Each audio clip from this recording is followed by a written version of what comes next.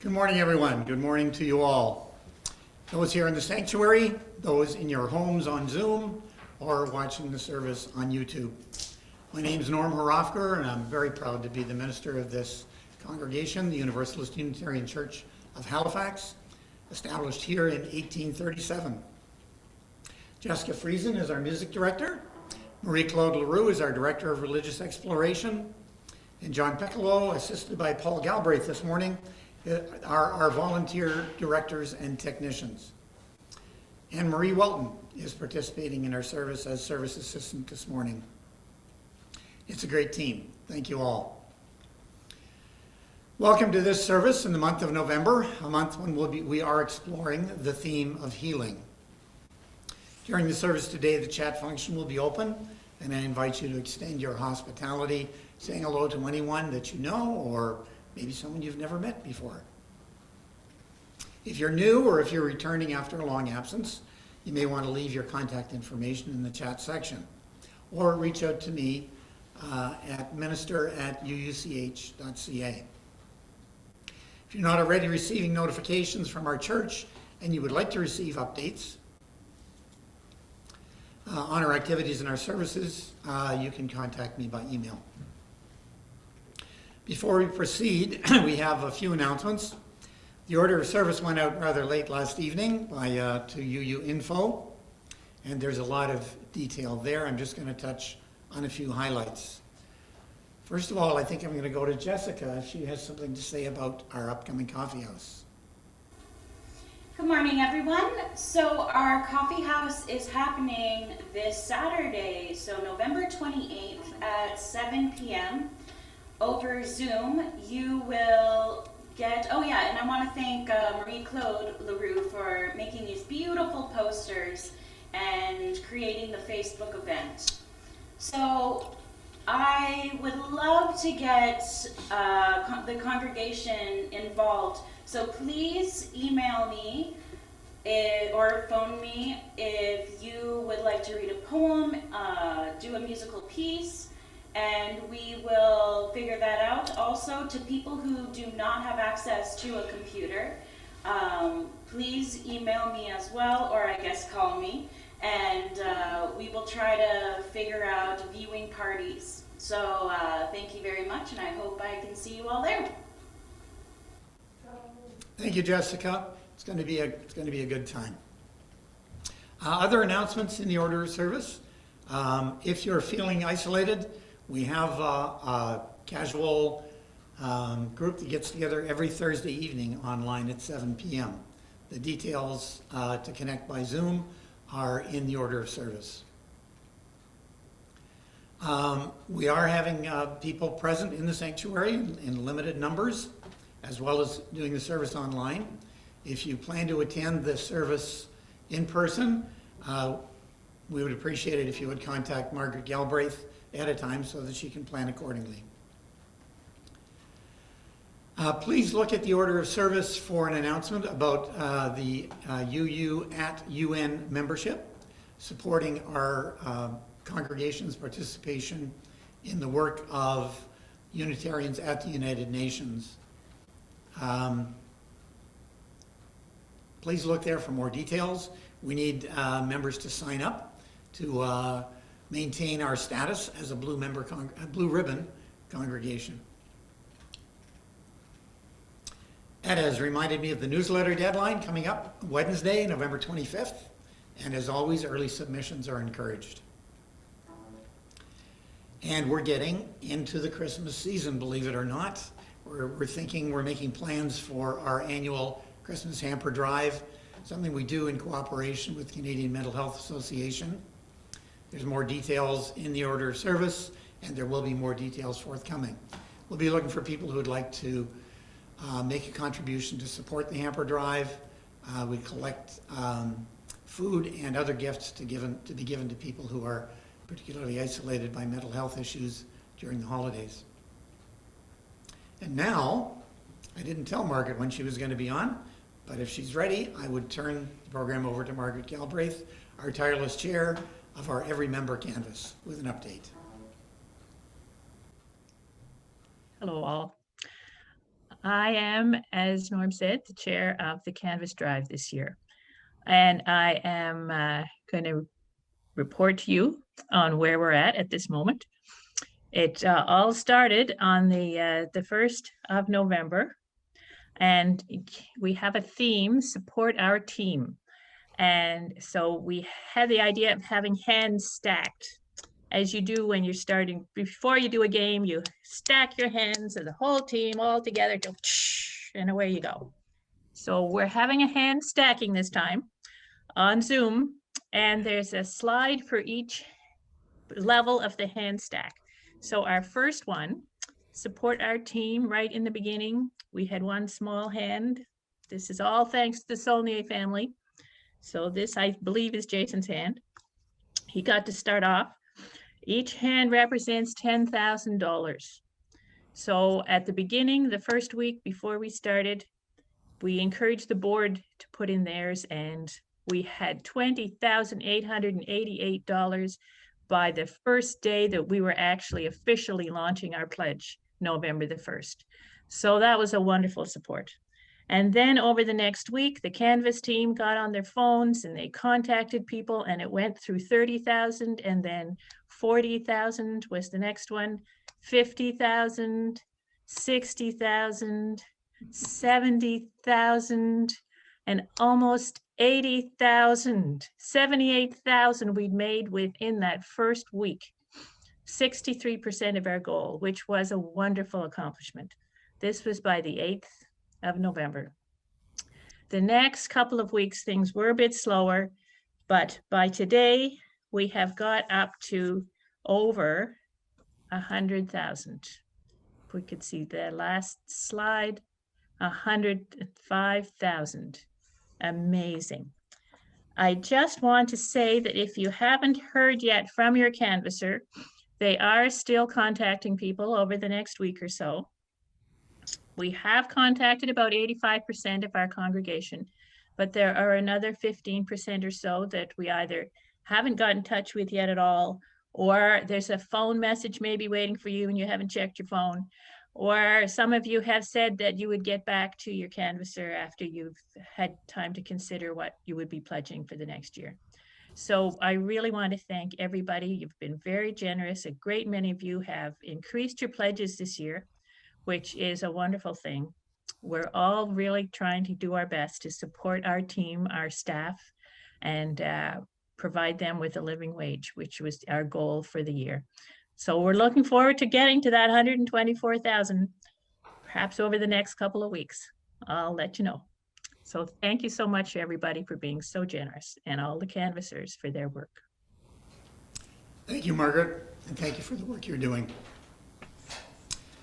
And now I invite you to settle back and relax. Let yourself be carried away by our prelude music. Please enjoy Songs Without Words by Mendelssohn.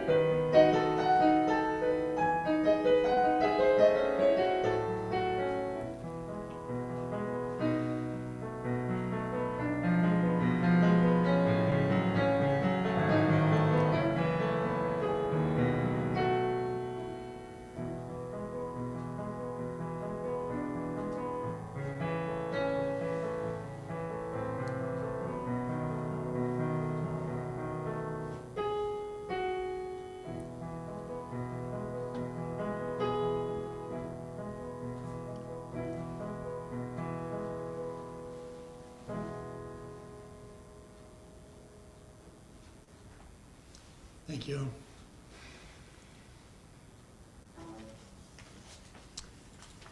In a month when our topic is healing, we recognize that we have much healing to do in this land of Canada. As a congregation, we continue to work to understand the history of the relationship between the original peoples of this land and the settlers of this land.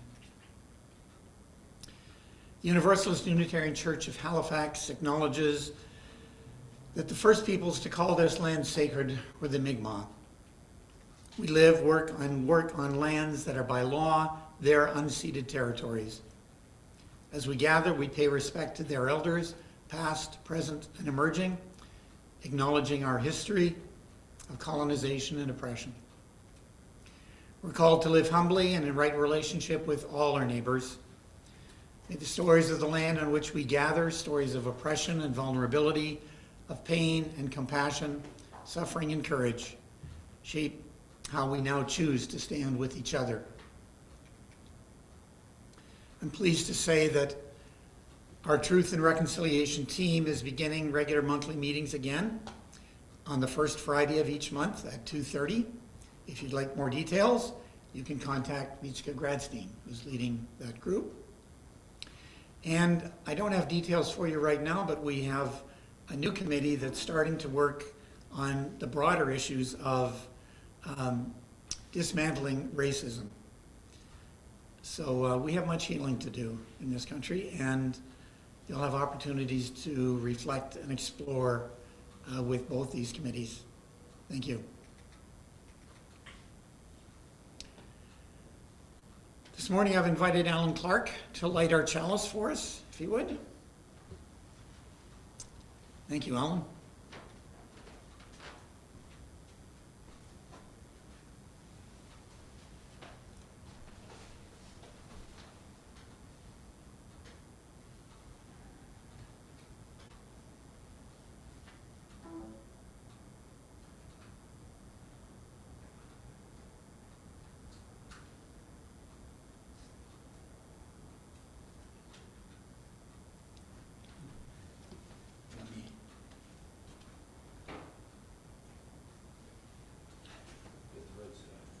Patience, just take some patience.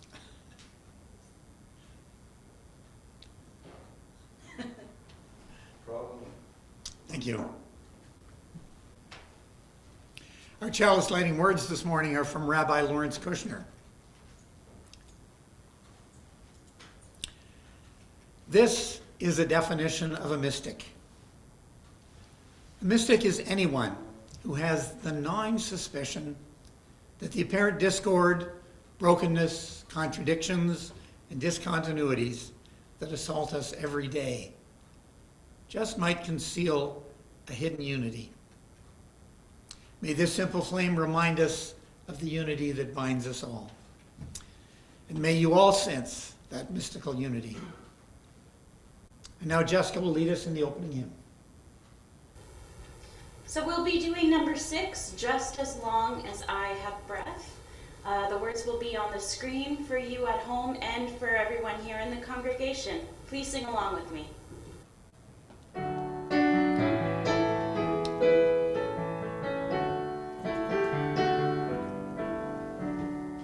Just as long as I have breath, I must answer yes to life.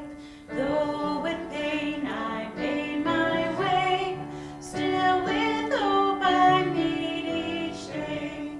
If they ask what I did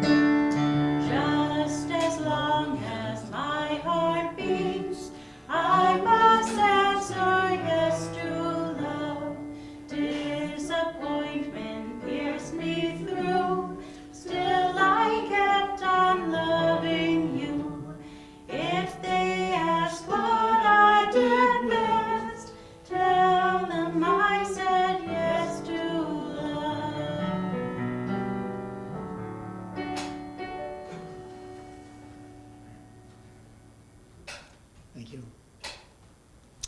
Our Director of Religious Exploration, Marie-Claude Leroux, has selected an appropriate true story for us this morning on the theme of the wounded healer.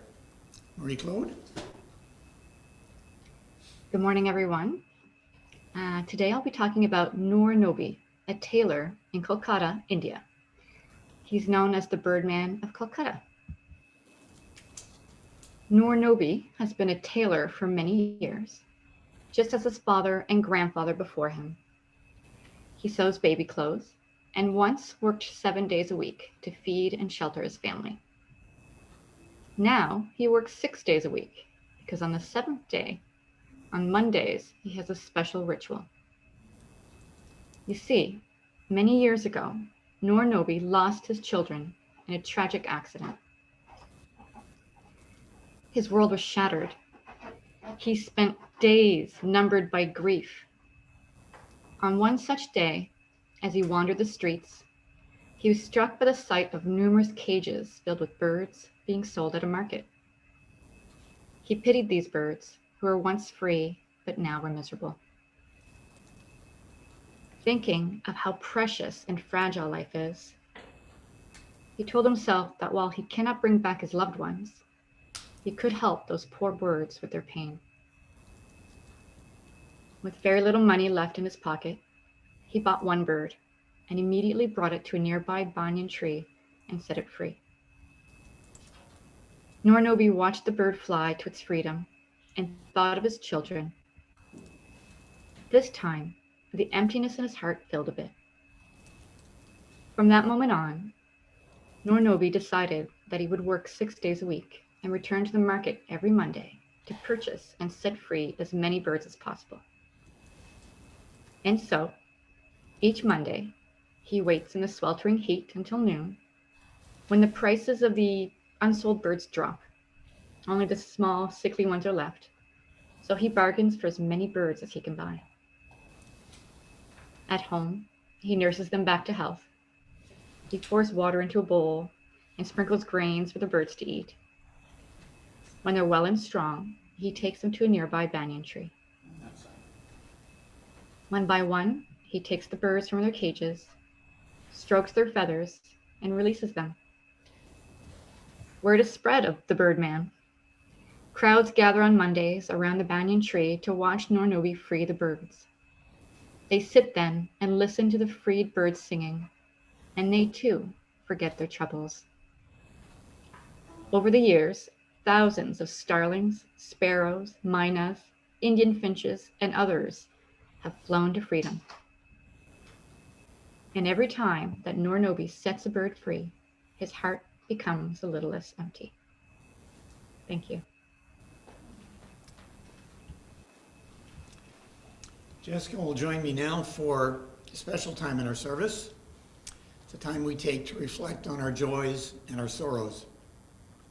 It's a sacred time in the service, a time we set apart to honor the many sorrows and the many joys that you, the congregation, are living today, and to acknowledge the mutual support of our community. Today I'll ask Jessica to light one candle for all those who are here with us or in our thoughts, who are struggling today, mentally, physically, financially, or emotionally. And Jessica will light another candle for all the joys that are here with us in the room or at home, the big joys that come along only infrequently, and the little joys that we are blessed with every day if we're able to see them. And now I'd like to light a candle, as we've been doing for the past months, for the members and friends of our community who are shut in long-term care homes. A candle for John Patterson and Marie Davis and Arisha Cox and Ann Wood and Norm Seibowitz and Dr. Philip Welch. Each week I invite anyone with a joy or a sorrow to share at this time, to relay their messages to me by email.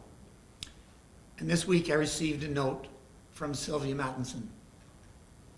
She wrote, Kathy Anthony decided that I needed some house cleaning done before my upcoming surgery. And she arranged for 2 other generous and anonymous UU people to contribute funds, with her toward the cause. And our own Stephen Butler worked to clean the long neglected carpets in 3 rooms, a hallway, and 2 sets of stairs in my house. And the results were wonderful. Please light a candle of joy and appreciation for those 4 UU people and the kind and generous help they gave me. What a lovely gift. And now a candle for Sylvia herself. Sylvia is anxious about the upcoming knee replacement surgery Thursday of this week. I remember when it was unscheduled. We knew it was going to be at least a year, and now it's just a few days. And a candle for the newly born great-grandchild of Barbara Harsanyi. Barbara, if you're listening, please forgive me because I left details, names, etc., and even the picture that you sent to me. I left them at home, I'm sorry. But I know Barbara would be happy to share pictures and details if you give her a call. And lastly, here in the sanctuary, a candle for Muriel Rosevier, who's had a health scare recently. Muriel took an unscheduled trip to the hospital, but she told me that everything checked out well except for one condition that's being treated, and Muriel's daughter is keeping a close eye on her. Thank you, Jessica. Later, when we stop live streaming on YouTube and before the coffee hour begins, I'll invite anyone else to share a joy or a sorrow that if they would like to do so. And now Jessica will lead us in the reflective hymn. A slight change in the program. The reflective hymn will be number 1031, Filled with Loving Kindness, and we won't have the words on display. This is a popular song, so I'm hoping that all of you will remember the words. May I be filled with loving kindness. May I be well. May I be filled with loving kindness. May I be well. May I be filled with loving kindness. May I be well. May I be filled with loving kindness. May I be well. May I be peaceful and at ease. May I be whole. May you be filled with loving kindness. May you be well. May you be filled with loving kindness.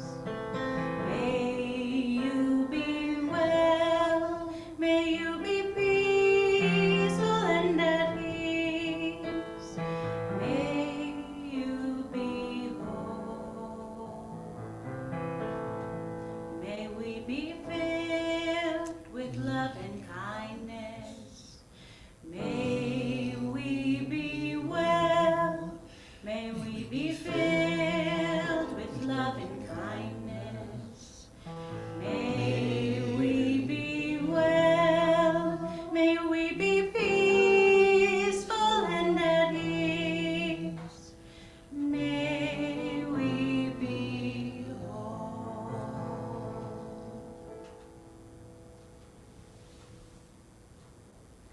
Thank you.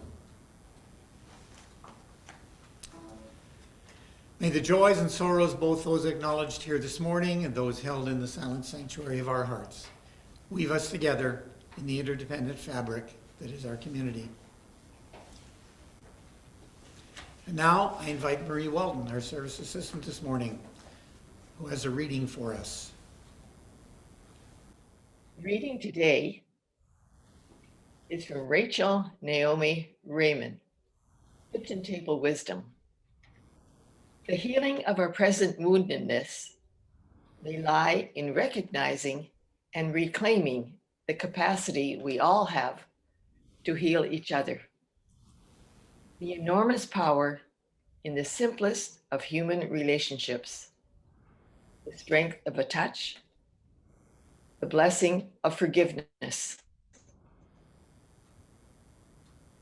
the grace of someone else taking you just as you are and finding in you and unsuspected goodness. Everyone alive has suffered. It is the wisdom gained from our wounds and from our own experiences of suffering that makes us able to heal. Becoming expert has turned out to be less important than remembering and trusting the wholeness in myself and everyone else. Expertise cures, but wounded people can best be healed by other wounded people. Only other wounded people can understand what is needed for the healing of suffering is compassion, not expertise. Thank you, Marie. Thank you, Marie.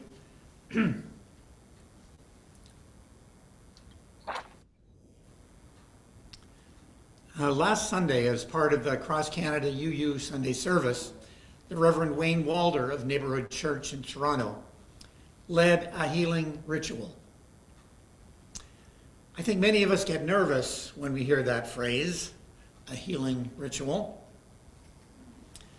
The practice of healing of physical medical ailments in church services is not in the mainstream of Unitarian Universalist tradition. But the service that Wayne led was different.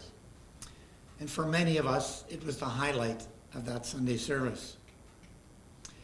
Wayne was explicitly clear, identifying the difference between healing and curing. That ritual was not about curing anyone, but it was about healing. In Wayne's words, we can all be healed, in this case, and in many others, if not all cases. Healing requires a supportive community.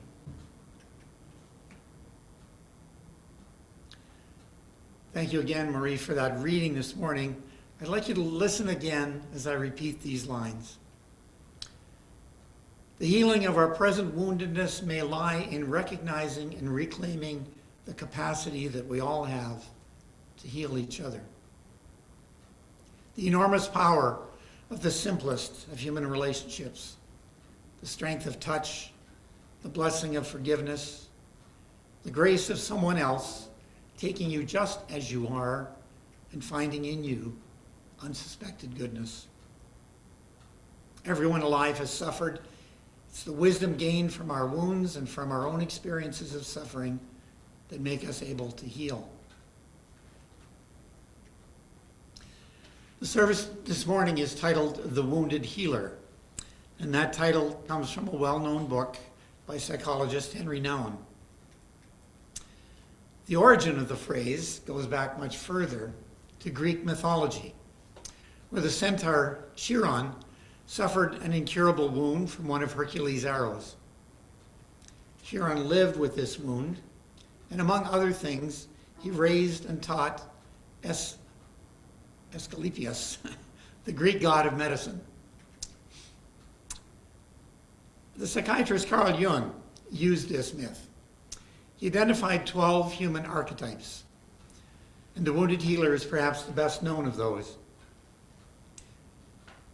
Jung postulates that those who seek to help others are doing so because they are, in turn, helping themselves.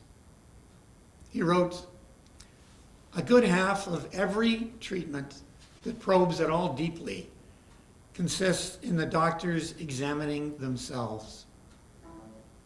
It is their own hurt that gives a measure of their power to heal." This and nothing else is the meaning of the Greek myth of the wounded physician. Here ends the quote. Research has shown that more than 70% of counselors and psychotherapists have experienced one or more wounding experiences in their life, experiences that led to their choice of career. Henry Nouwen wrote, "Who can listen to a story of loneliness and despair without taking the risk of experiencing similar pains? in their own heart, and even losing their own precious peace of mind. In short, who can take away suffering without entering into it?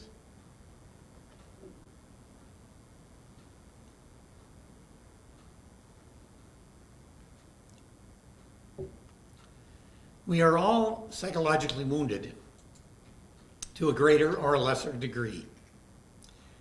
You can't live in this world without psychological injury. In next week's service, we'll be talking about the concept of moral injury.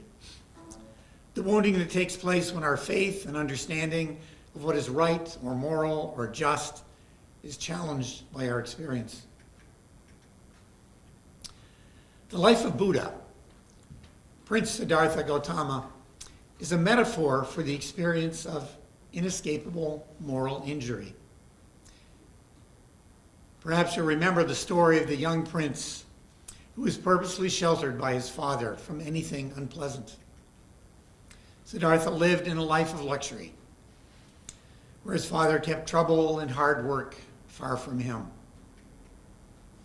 But the story goes that Siddhartha finally escapes from the protected palace, and he's confronted with 4 great sights. An old man, symbol of inevitable aging. A sick person, symbol of our mortality. And a dead person. And finally, a homeless individual.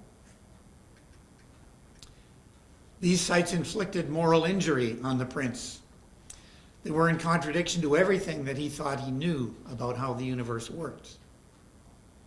And as a result, Prince Siddhartha set out on a path of a wandering ascetic, eventually becoming one of the greatest wounded healers in history. As Unitarian Universalists, we affirm and promote our 7 principles that describe a world of dignity and justice, of spiritual growth, of truth and meaning, upholding the principles of democracy and world community and the sacred independent web of life. But every day, we're confronted with contradictory images. Our belief in the abilities to sustain an existence based on these principles is challenged, and we can be wounded in the process. The response to the wounding can be to turn away, to protect ourselves, to deny, to become hardened, to in effect grow calluses over the wound. Wounds can make us hard and cynical and bitter.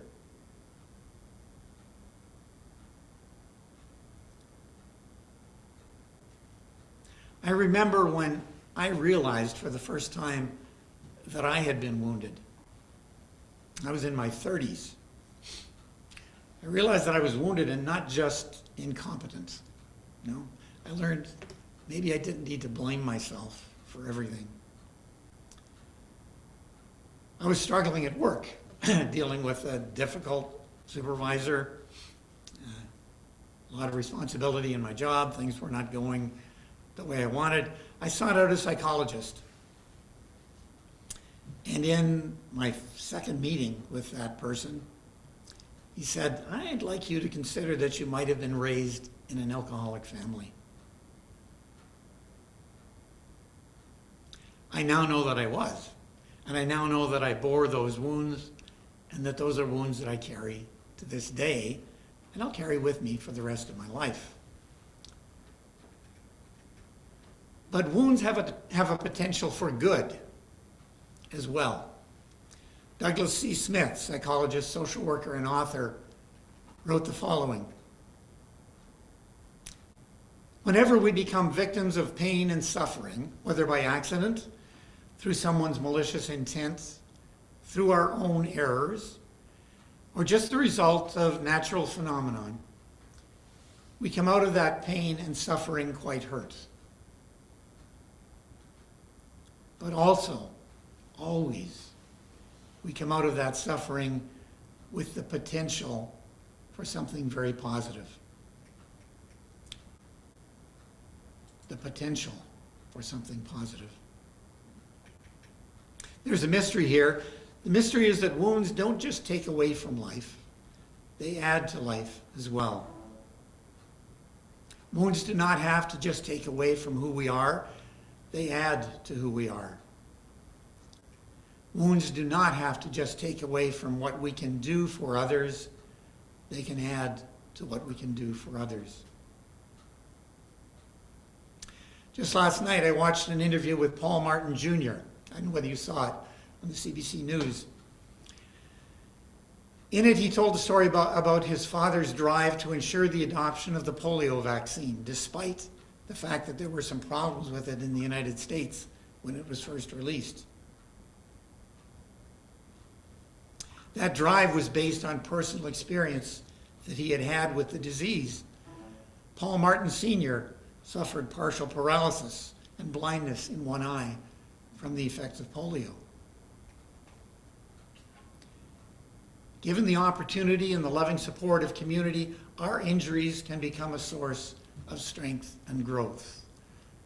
Paul Martin Sr.'s wounding by polio gave him the strength to fight to get the vaccine introduced in Canada as quickly as possible.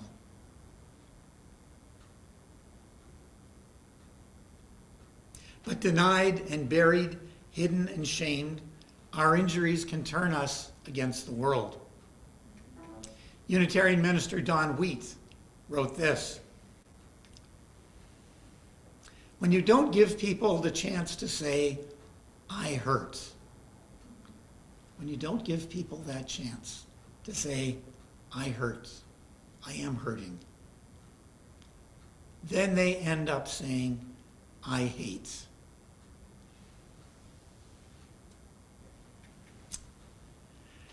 I was taking part in an online workshop just this week.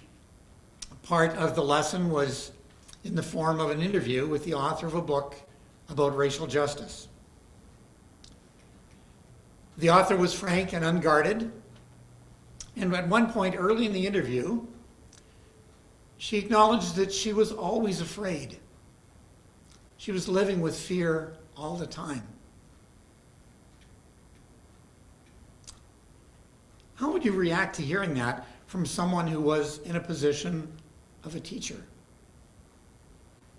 I have to admit that my first reaction, my gut reaction was, what can I learn from a person who's living with this problem? See, I seek out teachers who are better adapted than I am, who are happier, who are more successful in some way. I don't seek out teachers generally who have more problems than I have. But fortunately, we were given time to reflect on what we had heard. And I came to realize that many people are living with this kind of omnipresent fear and dread. I see it around me every day, most specifically in the response to the dangers of the COVID-19 pandemic. People's individual response to that pandemic varies widely, from real gut-wrenching fear to kind of a, oh well, we'll get through this attitude. This kind of fear and dread is the result of an injury, an overturning of what we expected from life. And the person living with this fear can help me to be more compassionate, to understand, to help me understanding the struggles that they're experiencing. See, the author in question was not allowing her fear to paralyze her. She had developed the strength to live with that fear, to overcome it to the best she could. Something that I could learn from. The kind of learning and the kind of healing that I'm talking about here are not the kind of learning and healing that you get from reading a book, or for that matter, from listening to a sermon. The kind of learning and healing that I'm speaking of is the profound change that takes place over years.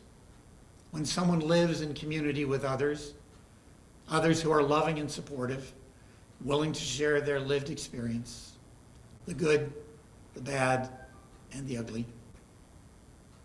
In my 8 years as your minister, I've witnessed this kind of healing. Healing from the interaction of wounded healers. And these times have been among the most beautiful, slowly unfolding experiences that I have ever witnessed. This congregation does change lives.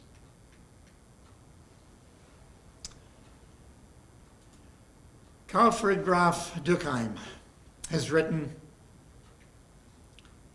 "The person who is really on the way, when she finds herself in hard times, will not as a consequence turn to a friend who offers her only refuge and comfort and encourages her own self to survive. Rather, she'll seek out someone who will faithfully and inexorably help her to risk herself, so that she may endure the suffering and pass courageously through it, thus making it a raft that leads to the far shore." Here ends the quote. The only person who can lead you to that far shore is someone who has made the journey, who has overcome the wounds, who has carefully observed others who have made the journey. Others who have learned to see their own wounds as a source of strength, a source of pride, as defining features of who they are, an affirmation of their unique spirit, their struggles, their stories as a source of pride and strength. How you experience and share the story of your life will, to a large extent, determine your happiness. You can focus on the injuries and the wounds, or you can focus on the healing and the learning and the strength that develops as a result. I'll close now with the words that we opened with. The healing of our present woundedness may lie in recognizing and reclaiming the capacity we all have to heal each other. That enormous power in the simplest of human relationships, the strength of a touch, the blessing of forgiveness, the grace of someone else taking you just as you are and finding in you unsuspected goodness. Everyone alive has suffered. It's the wisdom gained from our wounds and from our own experiences of suffering that make us able to heal.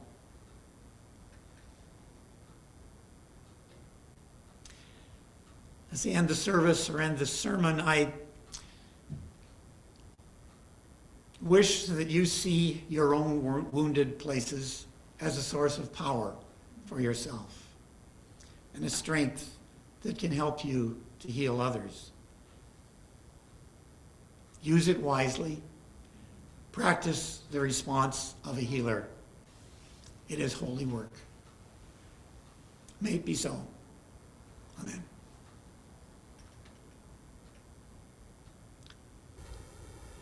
And now, Jessica has a special interlude for us, a change again from the program. I'm very excited to introduce this piece. It's Hallelujah by Leonard Cohen, but there's a slight twist. There's a small community of Esperanto speakers. It's a language that was originated in Poland in the late 1870s by a man named L.L. Zamenhof. It's now spoken globally, but I was asked by Andy Blair to sing a song in Esperanto at the Canada Esperanto Conference yesterday. So I hope you enjoy. I've never sang a different language in this church, so this is something new.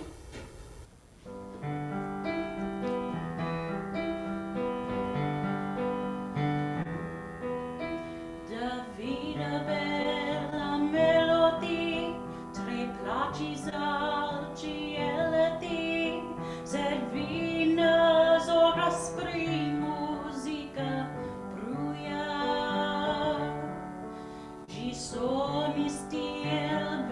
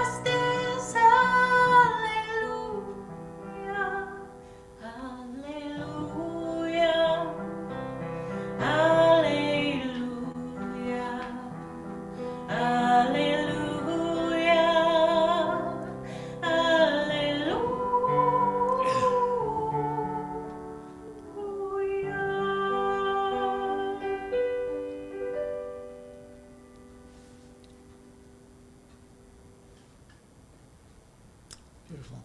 Thank you. This is a time in the service when in pre-COVID times we would pass a collection plate.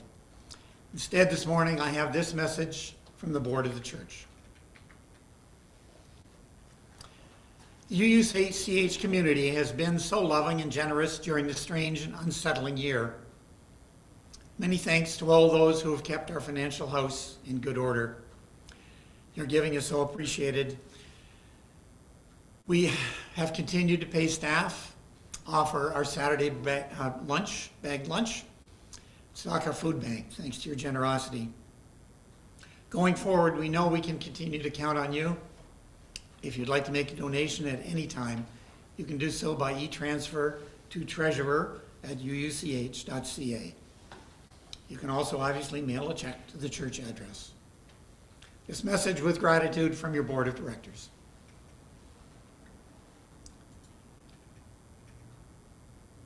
And now, back to Jessica for our closing hymn. I know I can. Number 1015. Let's sing this together. And I want to hear you loud and proud. I always say that. And I can hear you at home. And I want the congregation here to sing as well.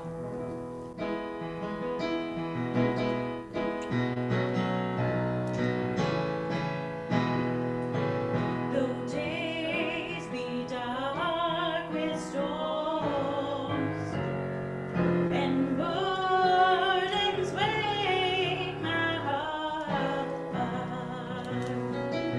though troubles wait at every turn, I know I can go on. Though sorrow heals my soul and burdens make me strong. Though troubles wait at every turn, I know I can go on. And though the journey is long, the destination is still near. Though troubles wait at every turn. Come on, I know I can go on.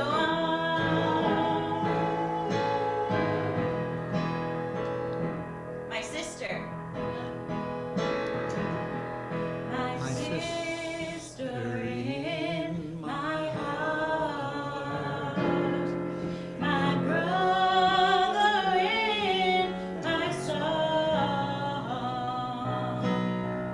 The troubles wait at every turn. Come on, ready? I know I can go on. I know I can go on.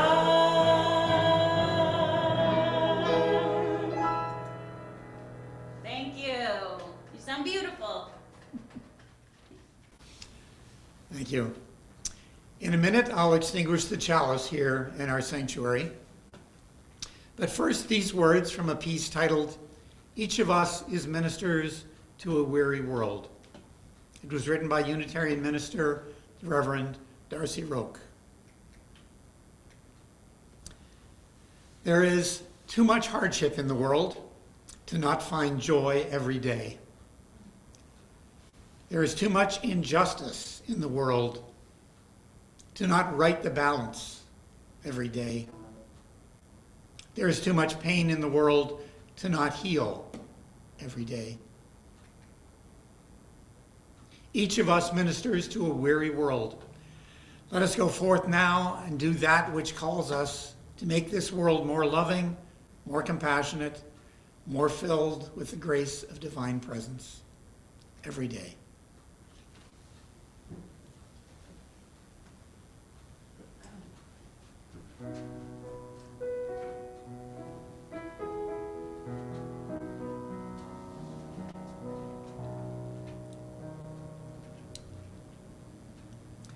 Thank you all who attended this service today by Zoom or YouTube or in person.